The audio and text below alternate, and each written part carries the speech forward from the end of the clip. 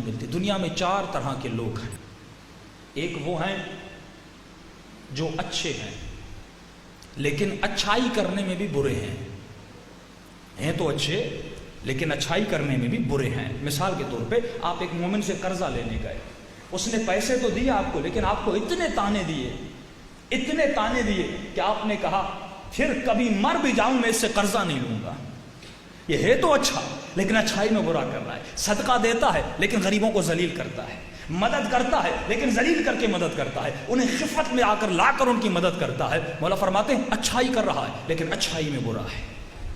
دوسرا طبقہ وہ ہے جو اچھا ہے لیکن اپنی اچھائی میں اعلیٰ ترین ہے، جیسے علی مرتضیٰ تھے۔ راتوں کو غریبوں میں میرے مولا کھانا تقسیم کرتے ہیں۔ یہ عجیب بات ہے نا، اتنے سال سے 25 سال سے علی یتیموں کو کھانا دے رہے ہیں، یتیموں کو پتہ تک نہ چلا دینے والا کون ہے۔ 3 راتیں گزریں، جب دروازے پہ کھانا نہیں آیا پھر یتیموں کو پتہ چلا رات کے اندھیروں میں کھانا دینے والا ہمارا مولا علی مرتضیٰ ہے۔ فقیر ہے، مولا اپنے ہاتھوں سے کھانا کھلاتے ہیں، کبھی اس کا سر دباتے ہیں، کبھی اس کے بازو دباتے ہیں۔ 3 دن گزر گئے، رو کے کہتا ہے میرا دوست کہاں ہے؟ حسن نے کہا کون سا دوست؟ کا روزانہ آتا تھا، اپنے ہاتھوں سے کھانا کھلاتا تھا، یہ نابینا تھا، دیکھ نہیں سکتا تھا، اپنے ہاتھوں سے سر دباتا تھا، جب تک مجھے نیند نہیں آتی تھی تب تک نہیں جاتا تھا۔ بہت پوچھا تو کون ہے؟ کہتا ہے نام جان کے کیا کرو گے، بس اتنا جان لو تو میرا دوست ہے، میں تیرا دوست۔ یہ ہے اچھائی سے اچھائی کرنا۔ ایک شخص مدینے میں آیا، لوگوں سے پوچھا اس مدینے میں سب سے بڑے کریم کا گھر کہاں ہے؟ ورنہ کریم تو اہل بیت میں حسن ابن علی تھے، مولا شہید ہو چکے تھے۔ لوگوں نے کہا حسین کے گھر چلا جا، یہ کریم گھرانہ ہے۔ کہتا ہے میں اس گھر پہ آیا، دروازے پہ دستک دی، امام حسین باہر نکلے، اس نے مولا کی فضیلت میں شعر پڑھنا شروع کیے۔ کہا حسین تو بھی کریم ہے، تیرا بابا بھی کریم تھا، تیرے بابا کے در سے کوئی خالی ہاتھ نہیں گیا، کیا ہو سکتا ہے میں سائل ہوں تیرے در سے خالی چلا جاؤں؟ اتنا سننا تو امام حسین نے کہا تھوڑی دیر ٹھہر جا۔ دروازے کو بند کیا، گھر کے اندر گئے، مولا نے ایک رومال اٹھایا سفید، وہ کمرے میں رکھ دیا۔ امام نے سارے گھر والوں کو کہا جس کے پاس جو ہے اللہ کی راہ میں دینا چاہتا ہے، اللہ کے بندے کو خوش کرنا چاہتا ہے، وہ رومال میں ڈال دے۔ امام کے پاس جتنے پیسے تھے مولا نے رکھے، بیویوں کے پاس بالیاں تھیں، اگر کوئی زیور تھے وہ اس میں رکھ دیا۔ امام نے بند کیا۔ اب مولا دیتے کیسے ہیں؟ فرمایا حسین نے تھوڑا سا دروازہ کھولا، اتنا کھولا کہ مولا کا ہاتھ وہاں سے باہر چلا جائے۔ امام نے ہاتھ نکال کے اس کے ہاتھ میں رکھا، اس نے شعر پڑھے تھے حسین تو کریم ہے، کریم کا بیٹا ہے۔ امام نے فرمایا ہاں میں کریم ہوں لیکن مجھے معاف کرنا اگر یہ تیرے لیے کم ہو۔ حسین معذرت چاہتے ہیں، اتنا کہنا تھا وہ زار و قطار رونے لگا، کہتے کتنے آپ کریم ہیں، یہ میں نے جتنا مانگا تھا اس سے بھی زیادہ ہے۔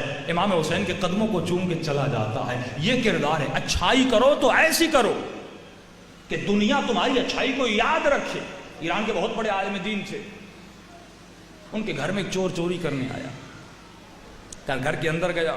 قبلہ صاحب کا گھر بہت سادہ سا گھر تھا، بہت عارف باللہ تھا، جو اپنے کردار کے ذریعے سے لوگوں کو تبدیل کرتے تھے۔ کچھ نہیں ملا گھر میں، چور نے ایک قالیچہ تھا وہ اٹھا کے لپیٹ کے اپنے بغل میں ڈال کے گھر سے نکلنے لگا کہ جیسے دروازے سے نکلنے لگا مولانا صاحب بھی تشریف فرما ہو گئے۔ جیسے چور کو دیکھا فرمایا السلام علیکم، آپ پر میرا سلام ہو۔ یہ بیچارہ پانی پانی ہو گیا، کیا کرتا؟ آپ جس گھر سے چوری کر کے نکلے ایک دم آپ کو مالک نظر آئے، انسان کی کیا حالت ہوگی؟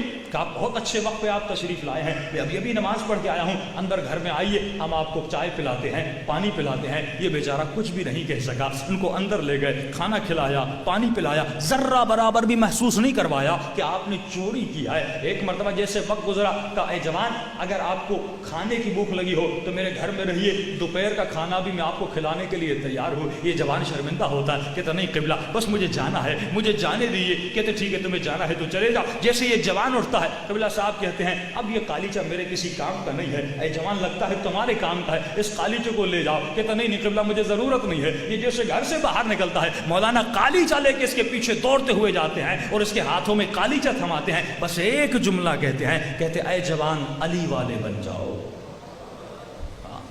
علی کے کردار پر چلنا شروع کر دو۔ یہ وہ کردار ہے جو انسان کی نیکیوں کو بڑھاتا ہے۔ فرمایا اس دن کے بعد یہ چور ایسا مرید بنا، ایسا متقی بنا کہ روزانہ ان علامہ صاحب کے دروازے پر آتا تھا۔ اس سے بڑا شہر میں کوئی متقی بن نہیں سکا۔ بولا فرماتے اچھائی کرو تو ایسی کرو دنیا یاد کرے، دو گرو ہو گئے، ایک اچھائی کرتے ہیں لیکن تانے دینے والی اچھائی، دو اچھائی کرتے ہیں ایسی اچھائی جیسا اچھائی کا حق ہے، تیسرا گرو وہ ہے جو برائی کرتا ہے، معمولی سی برائی کرتا ہے، جیسے چور چوری کرتا ہے، ایک معمولی سی برائی کرتا ہے۔ مولا فرماتے ہیں چوتھا گرو وہ ہے جن پر اللہ کی لعنت ہے، اشد اللعن ہے۔ وہ کون ہے؟ جو برائی کرتے ہیں لیکن بدترین برائی کرتے ہیں۔ کیسی برائی؟ عاشور کا دن ہے، ایک ملعون آتا ہے جب خیموں کو لوٹا جا رہا تھا۔ دیکھیے برائی کرنے کا بھی طریقہ ہوتا ہے۔ کربلا میں ایسی برائیاں کی گئیں کہ آپ کے تصور سے باہر آئے۔ فرمایا یہ ملعون آتا ہے، امام حسین کا جسم پڑا تھا، سب لوگ غارت کر رہے تھے، کوئی خیموں کو لوٹ رہا تھا، کوئی شہیدوں کے جسموں کو کپڑوں کو لوٹ رہا تھا۔ اس کی نگاہ امام کی انگوٹھی پہ پڑ گئی۔ اس نے اتنا بھی صبر نہ کیا کہ انگوٹھی اتارے، اس نے کہا اگر اتارنے پہ لگ جاؤں گا وقت نکل جائے گا، سارے خیمے لوٹ لیے جائیں گے، پھر میں کیا لوٹوں گا؟ اس نے جلدی سے میرے آقا کی انگلی کو کاٹ دیا۔ یعنی برائی کی، لیکن ایسی برائی کی کہ اہل بیت کے سینوں پہ زخم چھوڑا۔ یہ جملہ یاد رکھیے، فرمایا اگر لشکر یزید چاہتا تو ودن 10-15 یا 1 گھنٹہ یا 2 گھنٹہ یا زیادہ سے زیادہ 3 گھنٹے میں سارے شہداء کو شہید کر دیتا۔ وجہ کیا تھی؟ ایک ایک کو شہید کیا، کہ ایک ہجوم کرتے سب کو شہید کر دیتے، لیکن وجہ کیا تھی؟ ایک ایک شہید آتا ہے اس کو شہید کرتے ہیں۔ فرمایا وجہ یہ تھی یہ حسین کو تکلیف دینا چاہتے تھے کہ حسین ابن علی کی نگاہوں کے سامنے ایک ایک کو شہید کیا جائے اور آخر میں میرے مولا کو تک و تنہا کر کے شہید کیا جائے۔ فرمایا بد ہے، بدی کر رہا ہے، لیکن ایسی بدی کر رہا ہے کہ اس سے بڑا کوئی بدتر نہیں۔